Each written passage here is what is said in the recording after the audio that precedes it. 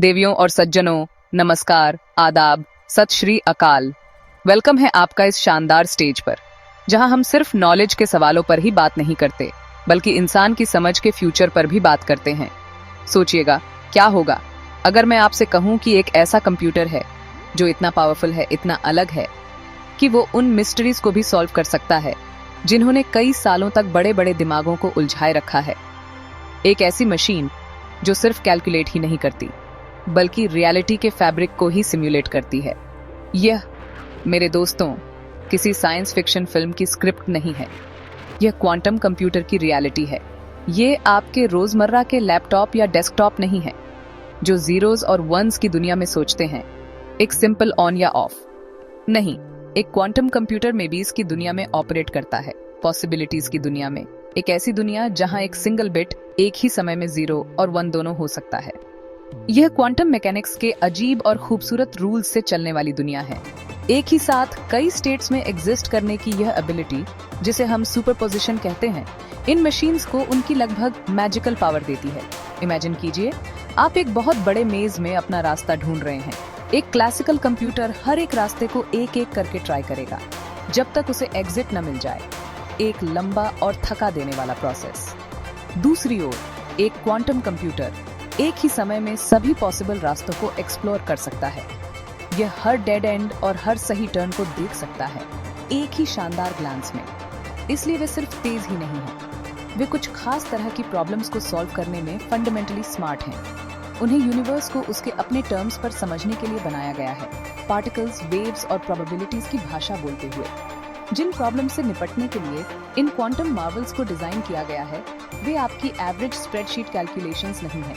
हम बात कर रहे हैं मॉलिक्यूल बाय मॉलिक्यूल नई मेडिसिन्स डिजाइन करने की, रेवोल्यूशनरी मटेरियल्स बनाने की, या दुनिया की सबसे सेंसिटिव इंफॉर्मेशन को प्रोटेक्ट करने वाले कोड्स को क्रैक करने की। लेकिन शायद सबसे प्रोफाउंड एप्लीकेशन हमें यूनिवर्स को समझने में मदद करना है। सब एटॉमिक वर्ल्ड, क्वार्क्स और ब्यून्स का रेल्म एक अनइमेजिनेबल कम्प्लेक्सिटी वाली जगह है। यह एनर्जी और मैटर का एक कैओटिक डांस है, जो ऐसे रूल्स से चलता है जो हमारी रोजमर्रा की इंट्यूशन को डिफाई करते हैं। इस डांस को सिमुलेट करने के लिए, इसे सच में समझने के लिए, हमें एक ऐसे कंप्यूटर की जरूरत है जो इसकी डिजीइंग पेस के साथ चल सके। और यही, लेडीज एंड जेंटलमैन, हमें आज की हमारी डिस्कशन के हार्ट तक ले आता है।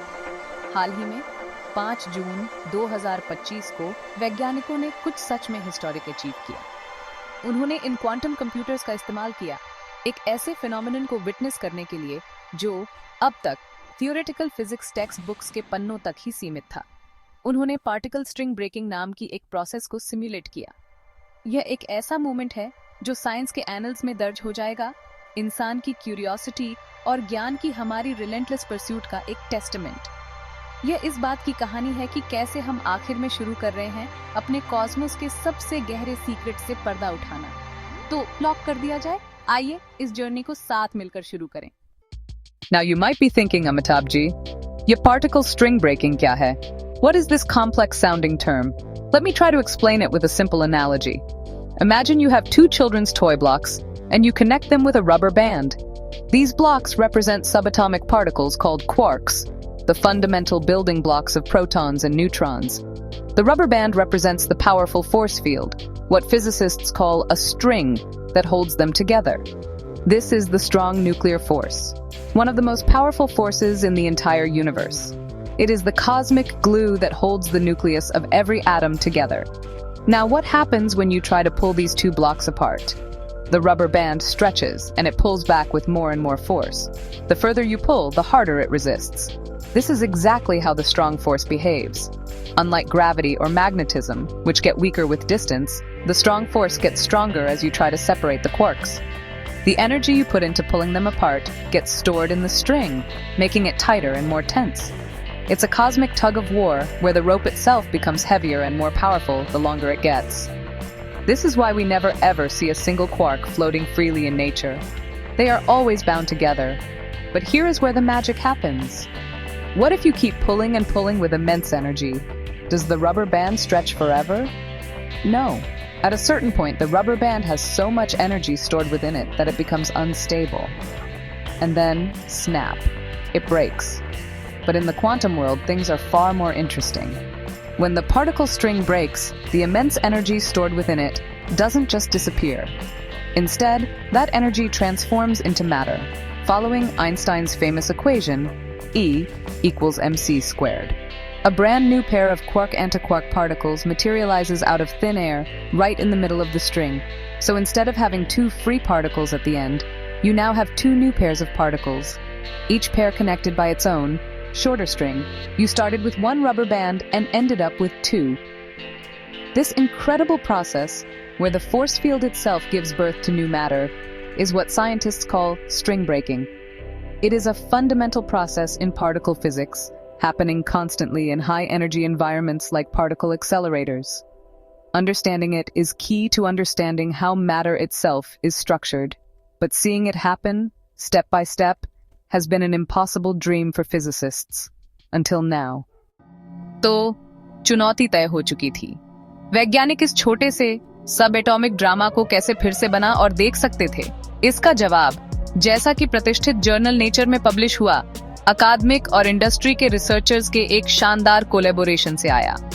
उन्होंने एक वर्चुअल स्टेज बनाने का फैसला किया, एक क्वांटम कंप्यूटर के अंदर एक छोटा ब्रह्मांड, जहां वे पार्टिकल्स और फोर्सेस के इस खेल को डायरेक्ट कर सकें। उन्हें $1 बिलियन पार्टिकल कोलाइडर की जरूरत नहीं थी। उन्हें एक क्वांटम सिम्युलेटर की प्रिसाइसता और कंट्रोल की जरूरत थी। उनका लक्ष्य एक आर्टिफिशियल एनवायरनमेंट बनाना था जो थ्योरी द्वारा बताए गए 2 डायमेंशनल इलेक्ट्रिक फील्ड्स और पार्टिकल इंटरैक्शन की एकदम कॉपी करे। पहला स्टेप इनिशियल कंडीशन सेट करना था। अपनी मशीनों के क्वांटम बिट्स या क्यूबिट्स का उपयोग करके उन्होंने एक क्वार्क और एक एंटी क्वार्क का रिप्रेजेंटेशन सावधानी से अरेंज किया। ये असली पार्टिकल्स नहीं थे बेशक, बल्कि क्वांटम स्टेट्स थे जो उनके जैसे ही बिहेव करते थे। इन दो पार्टिकल्स के बीच उन्होंने एक फोर्स फील्ड स्ट्रिंग को प्रोग्राम किया। इसे चेस बोर्ड पर मोहरों को सेट करने जैसा समझें, किसी ग्रैंडमास्टर के गेम से पहले। हर मोहरा, हर पोजीशन को सावधानी से कैलिब्रेट किया गया था, उस फिजिकल रियलिटी को रिप्रेजेंट करने के लिए जिसका वे अध्ययन करना चाहते थे। ये सेटअप क्वांटम इक्विवेलेंट था उस कॉस्मिक रबर बैंड को खींचने का, एक्शन शुरू होने के लिए रेडी। एक बार स्टेज तैयार हो जाने के बाद वैज्ञानिकों ने सिमुलेशन शुरू किया। उन्होंने क्वांटम सिस्टम को स्वाभाविक रोल से विकसित होने दिया, फिजिक्स के उन बेसिक नियमों के अनुसार जो इसमें प्रोग्राम किए गए थे। यही क्वांटम सिमुलेशन की असली पावर है। ब्रूट फोर्स से आउटकम कैलकुलेट करने के बजाय कंप्यूटर ही एक्सपेरिमेंट बन जाता है। क्यूबिट्स एक दूसरे के साथ इंटरेक्ट करते हुए स्वाभाविक रोल से सिनेरियो को प्ले आउट करते हैं। रिसर्चर्स तब डायरेक्टर के रोल में काम कर सकते थे, अपने ब्रह्मांड के पैरामीटर्स को ट्विक करते हुए। वे स्ट्रिंग को मजबूत या कमजोर कर सकते थे, पार्टिकल्स के बीच की दूरी बदल सकते थे और देख सकते थे कि सिस्टम रियल टाइम में कैसे रिस्पॉन्ड करता है। और फिर उन्होंने इसे देखा। जैसे ही उन्होंने अपने वर्चुअल क्वार्क को अलग किया, फील्ड के पैरामीटर्स को एडजस्ट करके उन्होंने स्ट्रिंग में एनर्जी को बढ़ते हुए देखा। और जैसा कि थ्योरीज ने प्रेडिक्ट किया था, एक क्रिटिकल पॉइंट पर स्ट्रिंग अनस्टेबल हो गई। सिमुलेशन ने स्ट्रिंग के टूटने का एक स्पष्ट सिग्नेचर दिखाया और उसके बाद एक नए पार्टिकल एंटी पार्टिकल पेयर का क्रिएशन। पहली बार वे केवल पार्टिकल कोलिजन के मलबे से इस प्रोसेस का अनुमान नहीं लगा रहे थे, वे इवेंट का स्लो मोशन रीप्ले देख रहे थे। जैसा कि लॉरेंस बर्कले नेशनल लेबोरेटरी के रिसर्चर क्रिश्चियन बाउर ने कहा, यह बेहद एक्साइटिंग था क्योंकि इसने उन्हें एक बेसिक प्रोसेस देखने की परमिशन दी जो थ्योरी से भी अभी तक पूरी तरह से समझा नहीं गया था। यह बहुत बड़ी अचीवमेंट किसी एक टीम का काम नहीं था, बल्कि क्वांटम रेस में 2 लीडिंग जाइंट्स के पैरेलल एफर्ट का नतीजा था। क्वेरा कंप्यूटिंग और गूगल क्वांटम एआई दोनों टीमों ने सक्सेसफुली स्ट्रिंग ब्रेकिंग को सिम्युलेट किया, लेकिन उन्होंने ऐसा अपनी यूनिक और ब्रिलियंट टेक्नोलॉजीज का यूज करके किया। ये ऐसा है जैसे 2 मास्टर शेफ एक ही एक्सक्विजिट डिश बना रहे हों, लेकिन पूरी तरह से अलग किचन इक्विपमेंट का यूज करके। दोनों रिजल्ट्स शानदार थे और साथ में वे इस फील्ड की तेजी से हो रही प्रोग्रेस की एक पावरफुल पिक्चर दिखाते हैं। आइए सबसे पहले क्वेरा के एक्विला नाम की मशीन के साथ उनके अप्रोच को देखते हैं। क्वेरा की टीम ने एक फैसिनेटिंग टेक्निक का यूज किया जिसमें ऑप्टिकल ट्वीजर्स शामिल थे। लेजर लाइट की बीम्स को माइक्रोस्कोपिक हाथों की तरह इमेजिन कीजिए, अलग अलग एटम्स को उठाने और अरेंज करने के लिए। उन्होंने सैकड़ों एटम्स को एक सटीक 2 डायमेंशनल हनीकॉम्ब पैटर्न में ट्रैप किया। इस ग्रिड में हर एटम उनके सिमुलेटेड स्पेस में एक पॉइंट को रिप्रेजेंट करता था और उसकी क्वांटम स्टेट, चाहे वह लो एनर्जी स्टेट में हो या हाई एनर्जी स्टेट में, उस लोकेशन पर इलेक्ट्रिक फील्ड की स्ट्रेंथ को रिप्रेजेंट करती थी। इन एटम्स को लेजर से सावधानी से मैनिपुलेट करके वे दो पॉइंट्स के बीच हाई एनर्जी स्टेट्स की एक स्ट्रिंग बना सकते थे और फिर देख सकते थे कि यह स्ट्रिंग कैसे इवॉल्व हुई और आखिर में टूट गई। यह एटॉमिक कंट्रोल का एक मास्टरपीस था, जैसे एटम्स के कैनवास पर एक फिजिकल लॉ को पेंट करना। दूसरी तरफ हमारे पास गूगल की टीम और उनका फेमस साइकोमोर प्रोसेसर है। गूगल ने एक अलग रास्ता अपनाया जो सुपर कंडक्टिविटी पर बेस्ड था। उनका quantum computer super conducting metal के छोटे लूपिंग सर्किट्स से बना है। जब डीप स्पेस से भी ठंडे टेम्परेचर्स पर कूल किया जाता है तो ये सर्किट्स बिना किसी रेजिस्टेंस के करंट कैरी कर सकते हैं और क्वांटम ऑब्जेक्ट्स की तरह बिहेव करते हैं। इनमें से हर लूप या क्यूबिट का यूज क्वांटम फील्ड को एनकोड करने के लिए किया गया था।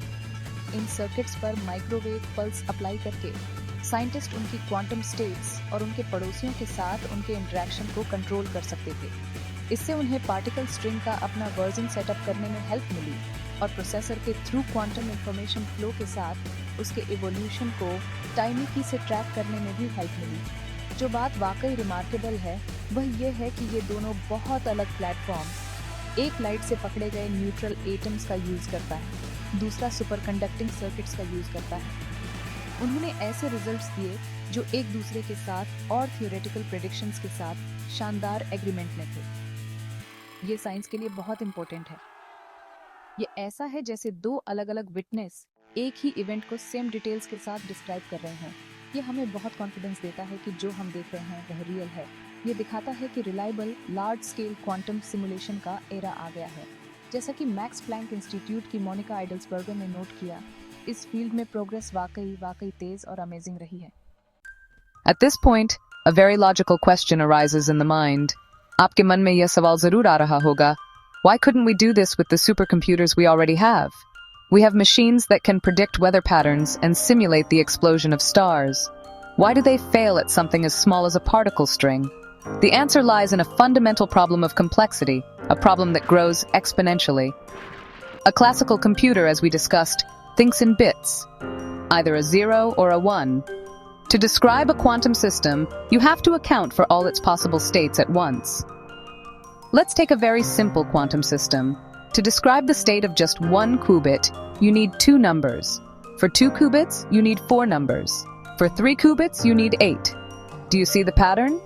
For every new particle you add to your simulation, the number of calculations required doubles.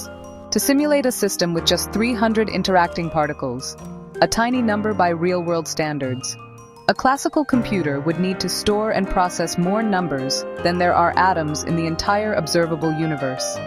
It's not a matter of building a faster computer. It's a matter of facing an impossible, insurmountable wall of data. This is what physicists call the curse of dimensionality. The problem's complexity explodes so rapidly that even the most powerful supercomputer on Earth grinds to a halt. It's like trying to write down every possible move in a game of chess from the very first turn. The number of possibilities becomes astronomically large, far beyond any machine's capacity to handle. Classical computers are forced to take shortcuts and make approximations, which often miss the subtle and strange quantum effects that are the most important part of the story. They can give you a rough sketch, but they can't paint the full, detailed masterpiece. This is precisely where quantum computers shine. They don't suffer from this curse because they are built from the same quantum cloth as the problem they are trying to solve. A quantum computer with 300 qubits can naturally handle the complexity of a 300-particle system because it uses the very same principles of superposition and entanglement. It doesn't need to write down every possibility. It embodies every possibility. It sidesteps that impossible wall of complexity. This is why simulating string breaking was not just difficult for classical computers. It was fundamentally out of their reach. They simply do not speak the right language to describe such a profoundly quantum event. तो इसका क्या मतलब है? एक string का टूटना, what is the big deal? देवियों और सज्जनों, यह सिर्फ एक एकेडमिक क्यूरियोसिटी से कहीं बढ़कर है। यह अचीवमेंट फिजिक्स और टेक्नोलॉजी में एक नए युग की शुरुआत को मार्क्स करता है। दशकों से पार्टिकल फिजिसिस्ट्स ने दो मेन टूल्स पर भरोसा किया है, मैथमेटिकल थ्योरी और मैसिव एक्सपेंसिव पार्टिकल एक्सेलरेटर्स। अब उनके पास एक तीसरा टूल है, उनके क्विवर में एक पावरफुल नया एरो, क्वांटम सिमुलेशन। वे अब टेबल टॉप यूनिवर्सेस बना सकते हैं, अपने वाइल्डेस्ट आइडियाज को टेस्ट करने के लिए, ऐसे फिनोमेना को एक्सप्लोर करने के लिए जो करंट कोलाइडर्स के लिए बहुत एनर्जेटिक हैं या करंट मैथमेटिक्स के लिए बहुत कॉम्प्लेक्स हैं। ये रियलिटी के फंडामेंटल वर्किंग्स में एक ब्रांड न्यू विंडो है। इसका इमीडिएट इम्पैक्ट हमारे स्ट्रॉन्ग न्यूक्लियर फोर्स की समझ पर है और उस थ्योरी पर जो इसे डिस्क्राइब करती है, जिसे क्वांटम क्रोमोडायनामिक्स या QCD कहा जाता है। स्ट्रिंग ब्रेकिंग जैसे प्रोसेसेस को सिमुलेट करने में सक्षम होने से साइंटिस्ट्स अपने मॉडल्स को रिफाइन कर सकते हैं और डीपर इंसाइट्स प्राप्त कर सकते हैं कि क्वार्क्स कन्फाइंड क्यों होते हैं और एक्सट्रीम कंडीशंस में मैटर कैसे बिहेव करता है, जैसे एक न्यूट्रॉन स्टार के अंदर या बिग बैंग के बाद के फायरी मोमेंट्स में। ये फिजिक्स के कुछ सबसे लंबे समय से चले आ रहे पजल्स को हल करने में मदद कर सकता है। यह एक कंप्लीट थ्योरी की ओर एक क्रूशियल स्टेप है कि कैसे नेचर की सभी फोर्सेस यूनिफाइड हैं। फंडामेंटल फिजिक्स से परे इम्प्लीकेशंस वास्ट हैं।